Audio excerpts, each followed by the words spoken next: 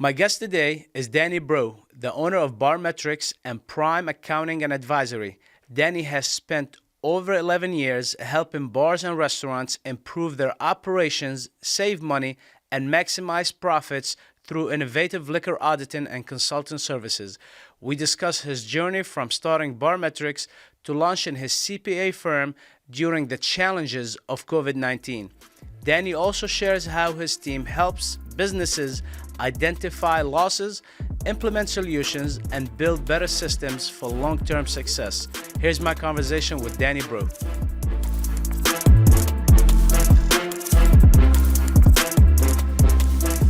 Mr. Danny Breaux. Is that how you say your name, right? Yeah. Danny Breaux. Yeah. What an easy name to remember. Danny Breaux. Yep, definitely. That's awesome. Is it Danny? Is it Daniel, or is it just Danny? Technically, it's Daniel, but the parents name Daniel. me Danny. Yeah. That's so, all. the only person that calls me Daniel is my mother when she's mad. When she's mad, huh? Yeah. That's awesome. So I wanted to name my son Vincent, and my wife said, absolutely not. We're going to call him Vinny because we're going to call him Vinny anyway, so just make it easy and call him Vinny. So a lot of times when I meet people, you know, Danny, I usually ask, is it Danny or Daniel? Yeah. My nephew name is Daniel, and we call him Danny also. Someone compromised somewhere. Exactly. Danny Breaux, the owner of Barmetrix and franchisee also of Barmetrix, and recently you just opened your CPA firm. Is that accurate? Yes. That's Yes. awesome. What's the name of the CPA firm? Prime Accounting and Advisory. That's awesome. And you opened that a year ago? Kind of started. It's like inception was a little bit during COVID when all the bars shut down. We were auditing bar sales and there was no sales in the bars. Absolutely. And so we started doing consulting with a couple of different clients here and there, and it slowly evolved to me getting my CPA license and really kind of going full at it beginning of this year. That's awesome. So Barmetrix is a liquor auditing company. Yes. Tell us a little bit about it. What do you do, how you do it, and all the fun stuff that you guys do. Okay, I'll give you the quick elevator pitch because I think Sure. it's the easiest thing. It's to explain it. But most bars and restaurants are losing 15 to 20% of their inventory on a weekly basis. Wow. And basically what Barmetrix does is we come in with our own software and our own people, and we come in, we'll physically do an inventory count, set up a database specific to that location, enter your purchases, integrate with your POS system, and produce a report that shows what was used versus what was missing. And through that information, we're able to identify what's happening. So if I take a bar that does, say, just $10,000 a week in sales to have round numbers, if it has a 15% loss, it's $1,500 a week or $78,000 a year. So that's kind of the basic idea of when we go and talk to another bar or restaurant operator is if you do X amount of sales, this is about what we think we can save you. And then once we get those reports, really everything is about getting in there and getting dirty and making sure that we're making a difference for the people that we're working for. Absolutely. Obviously, I'm one of your customers, and Appreciate that. Absolutely, we love having our liquor get audited because for many reasons, right? Bartenders wasteful. They waste a lot of liquor if they don't use the jiggers, or there's a whole lot of different things that they do wrong that can cause liquor losses. So when you guys do the liquor audit, you guys do it either weekly or bi-weekly. In our case, you guys do it bi-weekly. And we learn a lot from these liquor audits. Obviously, we learn where we are wasting and what product we're wasting and how we're wasting it. With that being said, when you guys give the reports to your customers, how many of them are unhappy with the report? Most of it depends. You know, when I first meet someone, usually they're not extremely excited to say like, oh, I'm losing, you know, if it's 70,000 in one case, it could be a couple 100,000 in another. No one's like super jazzed to hear that. But I think, you know, everything in life, everything in business is you're about improving. You got to be about getting better. And to me, it represents an opportunity. And so what we really see is, you know, if everything's great and I came in, we looked at it and you have no issues, it's no problem. We'd be happy to, you know, say thanks for the opportunity to take a look. But most of the time we see something and our job is really to kind of look beneath the data and see what we can do. Because it's not even just about losses. We're in probably roughly 100 restaurants between Lafayette, Baton Rouge, and New Orleans here locally, well over 1,000 kind of globally. what we want to do is we want to look at your cost of goods. We want to look at benchmarks, and we want to say like, hey, like Oceana in the category that it's in for your restaurant's case is it the best version of itself that it could be? And if there's an opportunity for it to get better in any way, it's my job. I kind of take it as like a personal obligation to be like, how can I help Rami do better in his business? And how can I make that like, that's kind of the purpose I'm here to serve, is to help increase profits in hospitality, help people find whatever it is to make something a little bit better, because we know it has a positive impact. If you're making more money, it's easier on the staff. It's easier to do nice things for them. It's easier to run better promotions and run a better business just in general. And that's where we connect with it. Definitely. So obviously when you do the audit, you have to deal with two different departments, ownership and management, right? And obviously the bartenders, but mostly you're dealing with ownership and management. What do you say the percentage of ownership that are not happy when they see the audit? In the beginning, most of them aren't happy. Absolutely. I think when you have losses, you have a hole. You're Are probably they unhappy or are they shocked? They're usually shocked. Shocked, yeah. It's like, oh, and if they've been in business a long time, they're like, how much has I been losing? How long has this been happening? Yeah, that's the first thing. It's like, hey, this is what's been happening this long. So yeah, I think there's shock. Some people don't believe it. Some people are like, yeah, we'll let you come in and try it out or whatever, but we don't think you'll find anything. But come take a look anyways. Sure. And when they see the numbers, they're usually kind of blown away. But I think at least what we try to do is, I don't really try to take those numbers at face value, is we try to get our team to really jump in and help get those numbers lower. So in the beginning, shock, awe, disgust, frustration, hopefully over time, happy. Absolutely. And so that's what we work towards. So that's ownership. How about management? Management, it's usually skeptical. A lot of times, hey, they might look at it as their job. They might look at it as like their responsibility. They might look at us coming in and giving them some sort of grade. They might think we're like the Gestapo. We've been like picked on and called like bar police or bar nerds bar or whatever. Police, I like that. Or narcs or whatever. But we're really trying to help them just as much as anyone else. And I feel like and I think most of them get this over time, is they'll see that we really care about making the business better, but also by doing that, it makes their life easier. So if we can help them get really good results, they're going to make the owner really happy. Absolutely. We like to do that in a way that's constructive with the staff, so we can help build the staff up at the same time, and hopefully it affects everybody in a good way. But what would you say? There's skepticism in the beginning. There's always. Yeah. I mean, I personally, when I started the audit, I didn't start with Barmetrix. I started with another company, and when I started with them, actually, I asked them to come audit us because I just did not audit myself, right? And my liquor cost was high, and I wanted to know why my liquor cost was high. And when you do high volume, especially like Oceana, it's really difficult to track down. Even if you are master bar manager or a owner, it's really difficult to track down when you have a high volume. We were just talking about the party that we having tonight, actually. Mm-hmm.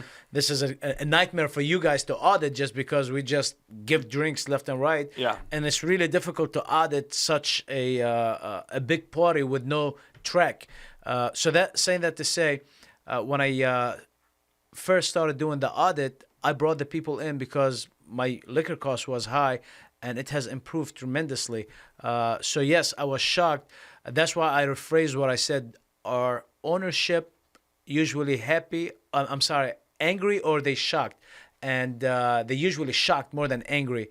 Then after that, they get used to it, and then they start working on fixing it. So when the management team is not happy, how do you deal with the management team not happy, and how can you win them to your side to help you do a better job? I think it starts with the management teams. They're just skeptical, right? And so for us, we want to make sure that they know that we care about it being correct. We want it to be right. So we're very transparent on how we build the numbers. We have recipes. We show them how we connect to their point of sale system. We show kind of all the data to make sure that what we're pulling in is correct. And we want to make sure that they know that we care that it's right, because the the thing that we preach to like my entire team is, if you make a mistake here, like it's really not just like a mistake in a report and it doesn't matter. Like if you make a mistake, you're really setting up a bar manager to fail. To talk to their staff in a way that's, might not be pleasant, right? Absolutely. Like they might have to hold somebody accountable. Somebody could lose their job because they got fired off of numbers that they saw in our report. So we want to make sure we're taking those extra steps all the time. Once they see that the reports that we have, they're very transparent. We have a way to account for everything. If there's an issue, there's a best practice on how to deal with that problem. And they're really going to see that we are going to help them fix the issues. And we're going to help them solve those problems. I don't want to be, and I don't think anyone in our company is like, we don't want to be people who just drop a report off and leave. If you have an issue, we want to go back and That's and one thing fix I it. wanted to say, that working with you guys has been amazing, because when there is an issue, there's always a solution, and not just a solution, different solutions, different options of solutions on how can we fix that problem. And this is one thing I really gotta speak highly about for Barmetrix, because when we have any issue, it doesn't matter how small or big, there's usually, okay, look, we found this issue. Let's say you short on vodka. You short on vodka. This is the brand that you short on. Either it could be a POS issue, it could be a special issue, it could be overpouring issue, underpouring. I mean, in our case, some bartenders decided to underpour. That way they make the reports look good, So the solutions that you guys provide has always been very helpful, and it's great. So yes, you are right. It's not just dropping the report. It's dropping the report with solutions. Yeah. You got to find the truth, right? Like, because if you want to fix whatever it is, we're also not going to go and tell your team like, hey, do this, do this, do this, do this. Like a lot of times you might notice it's questions, right? Definitely. Like I think most of us human beings, like you don't want me to tell you what to do most of the time. You're going to say, or especially somebody working somewhere, like you want to be your own person. You want the autonomy. The best ideas usually come from your own head. Sure. We all have this little bit of ego to a degree. So, if I ask you a question and you're like, yeah, I'm going to do this and this and this because that kind of answers the question that I'm asking you, then hopefully that gets a little bit of buy-in. And, I tell my team all the time, like our ideas don't matter. You want to come prepared. You want to bring your ideas to the table, but the whole purpose for you is to have them make a decision, like help them to get from point A to point B. Absolutely. Maybe they don't know the problem, maybe they don't see it, maybe they don't recognize it. But if we can ask a question that sparks them to think, oh, I'm going to do this to fix it. Awesome. You did your job today. Definitely. If we can get somebody from being inactive to being proactive to fixing things in the business, and it almost, as long as they're not hurting anything, like you've won. Absolutely. How long you been doing this for? Liquor auditing. 11 and a half years. What is the most amount you've seen that a bar was, or a restaurant that was losing? Oh, probably like 60 or 70%. Wow. Mm-hmm. Was it here local in New Orleans area? There's a couple that were like, there's a few that in were the up 60s. there. Wow. Yeah. Wow. Man, that's a lot. Was it bar or was it restaurant? It was a bar. I'll say this much. Usually bars have higher losses, I guess. Yeah, and college spots are usually the loosest. Yeah. It's always a college spot that's a little bit they're the just loosest. 'Cause slinging. we're all young. We're all trying to rub two pennies together. Absolutely. The drinks are cheap, know, so it's easier for those to go missing. So. Gotcha. 60%. That's a lot. That's a lot. And how low were you able to get it? 2 to 3. Yeah. From 60% to Yes. 2 to 3%. That's awesome. For one of them, the other one it didn't work out. And that's because of management or ownership. Is it accurate or? I think it requires like when something's that's that bad. I mean, it's like that's culture, right? Like so. You got to be willing to change. You got to be willing to absolutely. change stuff and do things. And I think some people say, "Oh, I like the way things are. I'm fine." Which in that case, maybe we're not a good fit for them. Absolutely. So, and to be fair too, I think I don't think in a bar like that, for instance, you don't have to like not give drinks away. That's not the point. I think you have to comp stuff. You Absolutely. have to bring your guests in. You have to take care of people, but account for it. In our system, yeah, you account for it, you track it, you see how much you're giving away and say, does this make sense? Do I need to give more away? Do I need to give less? That's how we look at using some of those reports. So you said you dropped it from 60% to 2 or 3%. What is a perfect percentage, variance percentage, you think, if a bar is perfect? Obviously, there's no way somebody is a 0%. It's just not possible. Don't tell me it's possible. I've seen it once. For real, for real? I've seen 0.0 a few times. Probably 5 or 6 times I've seen a perfect report.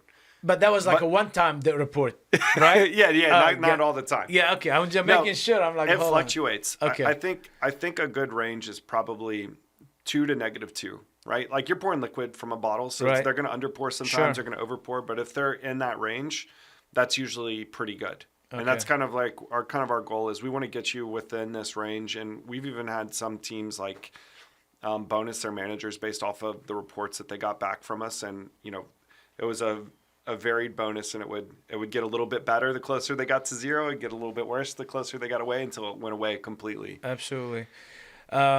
Speaking of bonuses, I've never asked you that, and I should have. Do you have a bonus program that you would share with the restaurants or the bars that you do business with? Yeah, I have a template. Okay, awesome. Yeah. Maybe I need to ask you about that. Yeah. I'll ship it to you, yeah. Absolutely.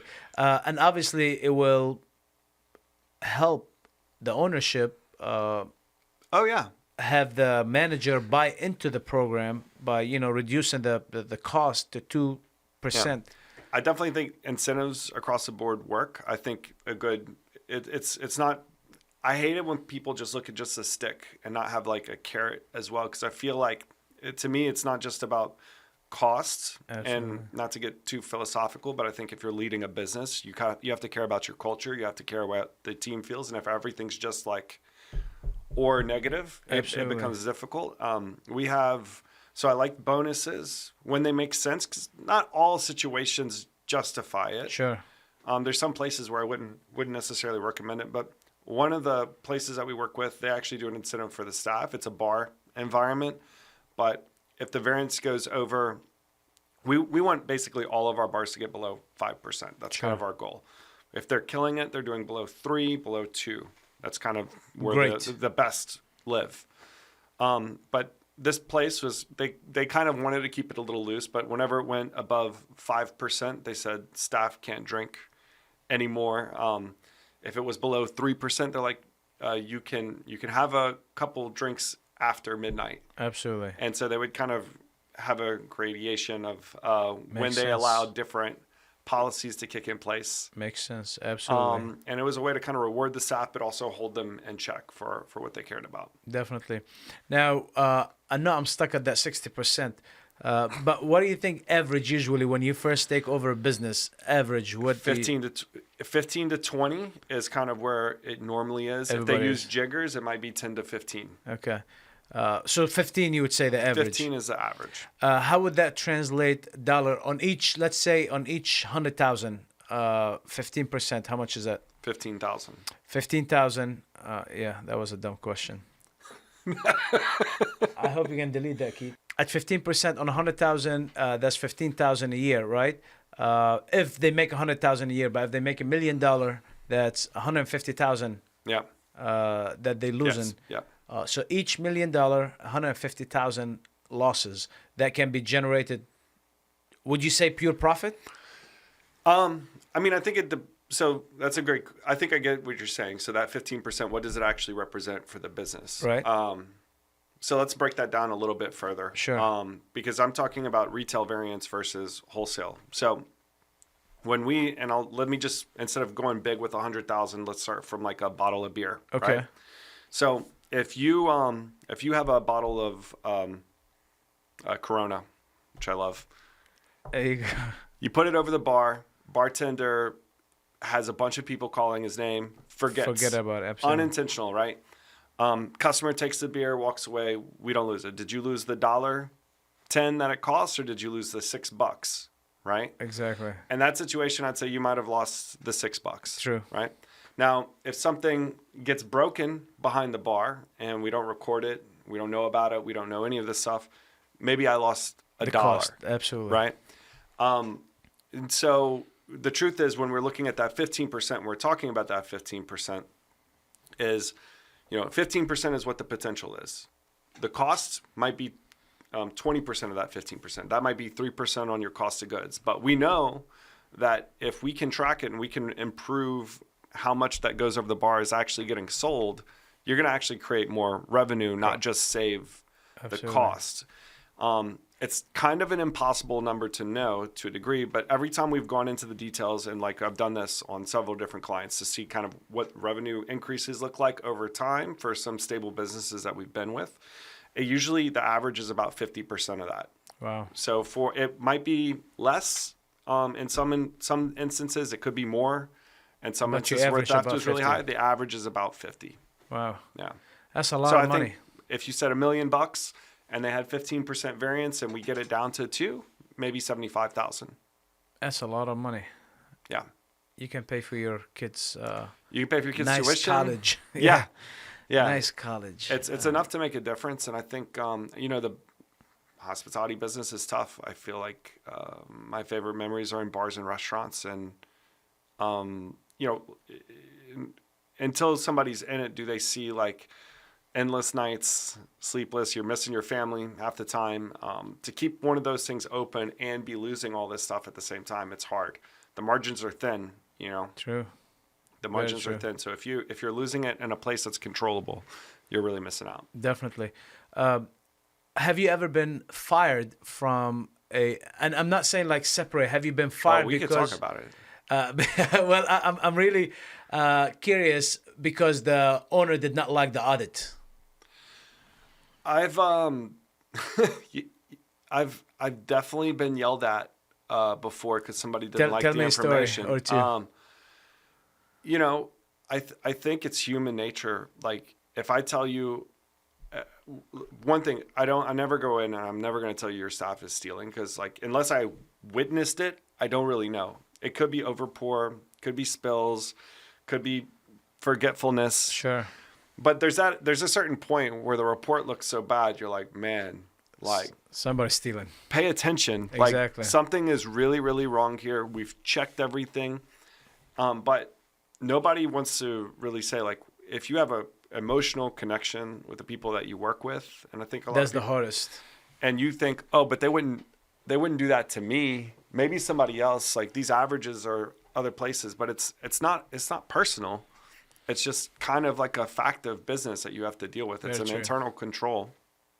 And I think when we sent bad reports out, I've had people just tear me a new one over the phone and just say, yeah, you're effing wrong and there's no way this is right and this is a bunch of BS, and they weren't censoring it like I am now.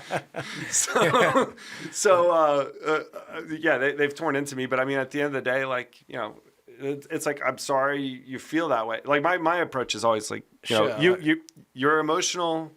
I get it. I'd be upset too. Like, let's go figure out what happened. If you think something's wrong, show us what we did wrong. But if we come back in, the numbers still look the same. It's, I think it's the same thing I was saying before. Like I kind of have like an obligation. Like if something's wrong, it's like you hired us to help you. If you have a shitty reaction, I'm gonna tolerate that to a point as long as you're not taking it out on my team. So let me tell you, in my personal experience, you get to a point at some point where managers are doubting these audits, right? And the reason, like you said, they take it personal because they worked so hard and they wanted to make sure everything is accurate. They rank in everything, and they do take some of these reports personal. And it happened. Matter of fact, we discussed it recently, a couple of weeks ago, you and I, where one of the managers like, hell with that. I'm gonna hide bottles to see if the audits are accurate. How often does that happen? That's happened a couple dozen times. Okay. But it's usually the owners that do it to us to test us to see if it's right. But they usually tell us, hey, we hid this, it was fine. That's 99% of the time, that's what I get. Got it. And I've actually picked up several clients from my competitors because they're like, yeah, we did that. They messed it up every time. And that's why I got brought into several places. That's awesome. Is from that same thing. So, yeah, when you called me and, I feel bad. I never got a chance to talk to that person about it. But it's kind of like if something's wrong, like we just got to be able to communicate in the talk about moment. it. We got to deal with it. Now, if we made a mistake, we need to tell you something. We need to own that mistake, you know. Absolutely. And but in the efforts of fixing it, right? Like, because we're all human. We'll make a mistake. We all make mistakes. You know, and I think it's how you respond to things is how you grow, how you get better. You know, speaking of mistakes, you know the reason why I left the other company I came to you? I just remembered there was an incident, specific incident, where I personally witnessed the auditor break a bottle, and it was not reported. It just happened one of the mornings. Your auditors can tell you. I usually go into the restaurants and the bars early in the morning, around like 5 o'clock, 6 o'clock in the morning, and I run into your people all the time. And one time, it wasn't your people; it was the old company. I walked in and I witnessed him draw. It was an honest mistake. It wasn't like he was thrown, but they kind of covered it, and that was the main reason why I decided to no longer do. So honesty is extremely important in this business. Honestly is Yes. Yeah. I mean, you have to, you know, I take that. I mean, that's kind of like a non-negotiable thing for me. Like, just if we find money on the ground, it better land on the register or better land on the manager's desk when we're there. If we broke something, like, what sense does that make? I'm not sure how much you know they were charging you, but like if I broke a bottle of Johnny Walker Blue and it's $250, am I gonna lose a relationship with someone over something silly? I told my staff, no matter what happens, just say it. Just say it. It's we'll fine. cover the cost. We'll cover. Like, the only thing I will not accept is you hiding it or you not telling us about it. That's where we kind of break down with this. Because you can lose a whole contract over $200 bottle. Yeah, or $10. Like, or $10. But you can cover that also and save that contract. You know. So I agree with you. You mentioned earlier in our business which has never happened before, but we got hit with COVID-19, which has shut down the whole entire world for a couple of weeks, and some businesses shut them down longer. Here in New Orleans, we got shut down when it came to the restaurant and bar business for a lot longer than a couple of weeks, and we kept getting delays. We went to phase 1, phase 2, then we went back to phase 1, and we had a lot of. It was really, really super painful. Obviously, your business in specific completely shut down, right? At least in my business, I wasn't able to open the bars, but I was able to do food to go. So I had some kind of income.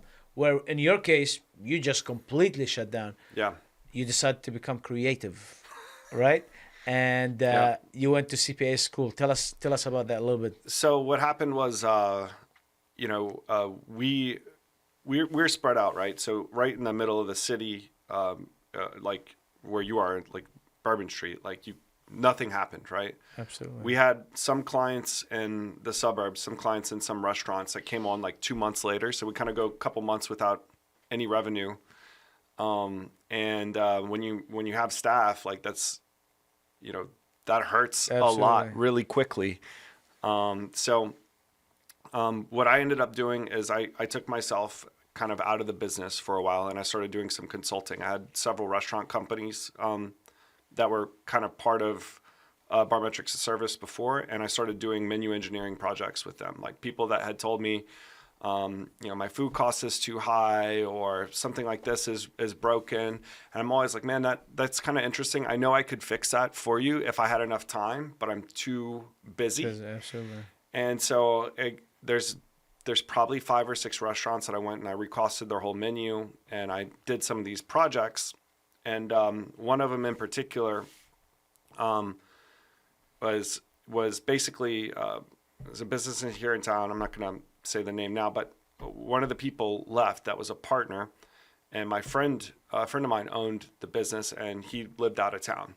And so when his partner left during COVID, the business was like wrecked. Wow. Stuff was in bad shape. A lot of bills hadn't been paid. It could have been just a timing of, you know, when things were happening, coming out of like slow season of January, running into Mardi Gras, and then everything shuts down. Absolutely. And anyways, I kind of dove into the books. I helped them fix everything. Helped them kind of get management in place and help the business start moving forward again. And what I realized during that process is even focusing just on bar inventory like we do for Barmetrix. It's a need. Everybody has the issue that we're solving, but it's not always the biggest issue that some of the businesses face. And so for me, going through that whole process, doing the menu engineering stuff, I was like, man, like I was really having fun because, you know, I see my reports in Barmetrix get better, but when you see the books, you see the rest of the truth. You see everything that's happening. And I dealt with a really bad accounting company, and they had messed everything up and charged a lot. And I'm sitting here, I'm like kind of out of work, and I'm like, I'm actually here helping these people and dead in the water. So to get Barmetrix back going, I decided to keep doing the consulting stuff, so I wasn't kind of a drain on payroll. So I was able to kind of support my staff through COVID by kind of not taking pay for a couple years. And so I went through that, and then bought into our Barmetrix global franchise, and then kind of at the same time got my license for CPA. I already had most of my hours that I needed from college. That's awesome. And so I buckled down and got my CPA license last year. So we can do accounting services for people as well. That's perfect. And to me, like the accounting with, I call it fractional CFO services for restaurants with somebody who knows restaurants intimately. I mean, I've been doing this for 11 years, probably 150 restaurants that we've been in easily. That's awesome. To go in and fix things. That's kind of what we're doing. And it seems like you love numbers. I'm a nerd. You have to. I'm my core. You have to. I mean, there's no. I mean, because I look at the reports that you guys send us. It's nothing but numbers, right? And going into accounting and going into CPA. I mean, that's just a lot of numbers. So you gotta love numbers to be able to. You gotta do go that. where your strengths are, right? Exactly. And, exactly. I'm not good looking, so we got numbers, and we got. I don't know about you. You're pretty good looking. You're a pretty handsome man. I'll tell you that. Look good. Yeah. That's awesome. So obviously the service, the CPA service, tell me, I know we said the name earlier. Tell me the name of the CPA firm that you have now. Prime Accounting and Advisory. And you do accounting and CPA work, correct? Yes. Are you the only one, or you have people working with you? We're hiring right now. Awesome. So yeah, we're looking to build the team right now. So how many people do you have working between both companies? How many people do you have working for you? We have probably 20 for our Louisiana office of Barmetrix. We have 8 in our corporate office and for Barmetrix in DC, another 10 for our local DC branch. And then we have 35 Barmetrix offices. That's awesome. In different cities kind of around the world. So that's awesome. Earlier off camera, we were talking about having good relationship with clients, and when you decide to stop doing business, if you are the vendor or the client, but whenever you decide to stop doing business, I was saying that the company that I was dealing with, when I stopped doing business with them, the guy who owned the franchisee, because it was another franchise company, the guy who owned the franchisee, I ran into him at a couple of events, and he gave me the coldest shoulder ever. Like I did him something wrong, when in reality his staff are the one who did something wrong by breaking stuff and hiding it. So how do you deal usually with situations like this? You know, first of all, I think accountability is huge to me. Like a core value that we have in our business is to own your outcomes. So like if I lost a client and I'm not working with you, like I got to look at myself, right? Sure. Like, so if I'm shunning you, immediately that tells me that I'm like just not taking responsibility for what I could have done wrong, right? And people are funny, man. They don't always tell you. You might have, because you're pretty direct and transparent with people, but like people don't always tell you like why they let you go. They're like, oh, you know, I love your team, I love this, I love that. It's just not really for us anymore. And so you got to kind of take a step back and take a look at yourself and say like, what could I have done better? Like, was it service? Did we not do a good enough job getting them results? Like, what did we not do to get it? So first of all, I think that's part of it to me.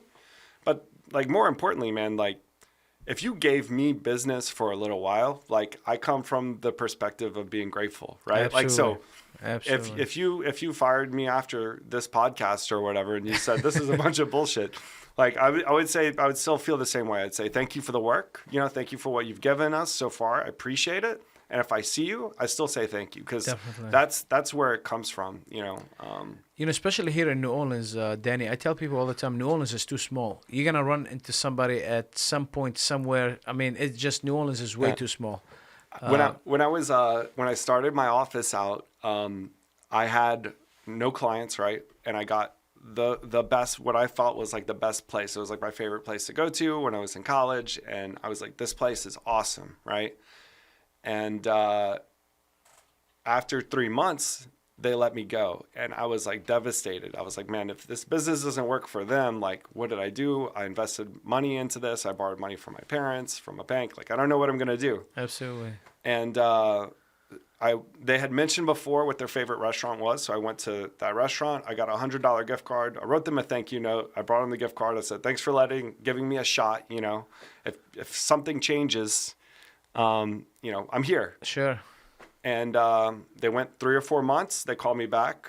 This was like kind of leading into the fall. They called me back January, and they're like, hey, we want you back. And I've been working with them for 10 years. That's since awesome. then. Why did they stop working with you for the 6 months? We got their numbers down in a couple of months, and they said, that's it. I think they we're were good. satisfied. We've got it. Got it. Yeah. See, and I'm against that philosophy in specific, because I've seen a lot of people where they get their numbers where they want it to be, and they'll be like, oh, we're good. We don't need this service anymore. I disagree with that, because I think the service, what brought it down, and the service, what's going to It's the accountability. it. Yeah. Exactly. No, I agree. It's I think business is about systems too. Like, you have to have a system of managing things, and some things you want to, I think human nature, oh, I fixed it, I'm done. I built it, I'm successful. But business Absolutely. never sleeps, man. So one of my partners who does,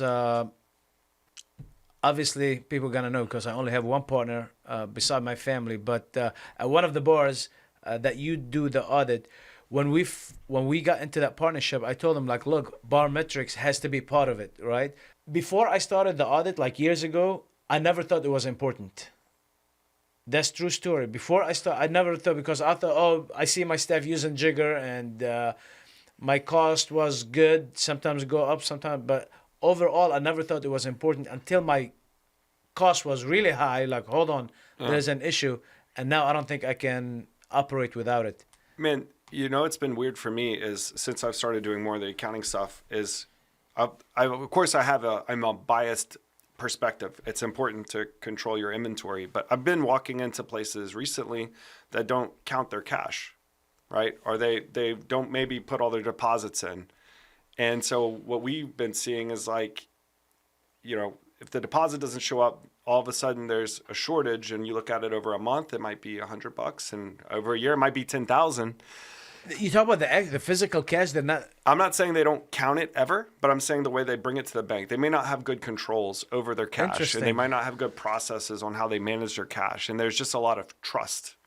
And if the bank deposits don't match what the POS said for the day, then all of a sudden There's an issue. there could be an issue. And I think just there's certain things in business where the controls matter, and like you spend so much money on your inventory and on the products that you sell. You spend a lot of money on your labor, and those two things can vary wildly if you overschedule, or if you overspend on your inventory. Absolutely. Or if you don't control the cash that comes in as a result. Like, all three of those things together could just wreck a business. And I think it's just people think, oh, maybe not me, maybe not this, but it's not even about that. It's really in business, like any one of these things could be valuable to someone else. Any one of these things that you would normally have to pay for, if you could have it for free, like, absolutely, it's just too tempting. It's funny you say that. Not funny, but interesting you say that, because the labor cost is one of my biggest thing, right? I watch the labor every single day.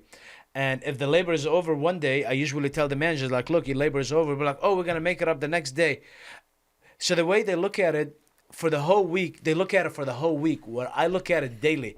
Because how do we know that tomorrow we're going to be able to sustain the labor, right? So I don't look at it weekly. I look at it daily. I call it kicking the can down the road when they do that. Exactly. Oh, let's wait till the next audit. That'll be fine later. And then you've got never, 2 weeks, a week, a month, and it's crap. Never, exactly. Yeah, exactly. Pay attention now. deal with it now. Absolutely. So that's when it comes to labor, because labor obviously is super easy for me to track down because everybody punch in, punch out, and we have the numbers right You have there. the good systems, yeah. Exactly. So I watch the labor every single day, and if a day it's off, I don't care if the whole week we were okay. You don't know what's gonna happen tomorrow. You know what I mean? So you got to be able to make sure that your labor is always accurate. Danny, I really enjoyed talking to you. Thank you for coming. I know you're super busy. Appreciate your time. Where can people find you? On social media? What's your... Go to barmetrix.com. You'll see my name, contact information. That's probably the best way to catch it. So that's awesome. I appreciate you coming here. Happy holidays. And hopefully next time we're talking, you're telling me that you're having a baby. Not you, but hopefully not me. It'll be a team effort. Absolutely. And the reason why I say that, kid, because the last 3 times I spoke with Danny, the baby subject came up, and I guess it's been on the work for you. It's been a thing, yeah. It's been a conversation. So if not, you'll give it to your nephew. You'll give Barmetrix to your nephew. That's it, baby.